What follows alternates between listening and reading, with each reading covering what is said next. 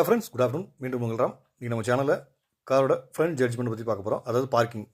இந்த பார்க்கிங் ரெஃபரன்ஸுங்கிறது நிறைய பேருக்கு ஐடியா இருக்கும், ரொம்ப ஈஸியாக இருக்கும்.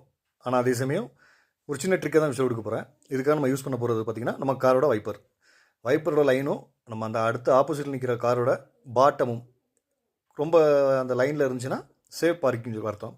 இப்போ பார்த்திங்கன்னா கொஞ்சம் மூவ் பண்ணி அந்த டிக்கியோட எட்ஜ் வரைக்கும் கொண்டு போயிருக்கோம். இது வந்து இன்னும் கொஞ்சம் க்ளோஸாக இருக்கும்.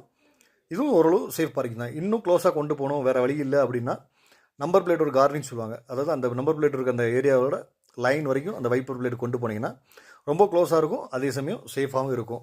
இது மேக்ஸிமம் அவாய்ட் பண்ணிக்கோங்க. ஃபஸ்ட்டு நம்ம சொன்னதே நீங்கள் ஃபாலோ பண்ணிக்கோங்க. எப்போவுமே இந்த வைப்பரை நீங்கள் ரெஃபரன்ஸாக எடுத்துக்கிட்டிங்கன்னா உங்களுக்கு வந்து கன்ஃபியூஷன் இல்லாமல் ஈஸியாக இருக்கும். இதை மாதிரி பயனுள்ள தகவல் உங்களுக்கு வேணும்னா நம்ம சேனலை மறக்காமல் சப்ஸ்கிரைப் பண்ணிக்கோங்க, மற்றவங்களுக்கும் ஷேர் பண்ணுங்கள். அப்படின்னா தான் நாங்கள் போடுற எஃபர்ட் உங்களை வந்து சேரும்.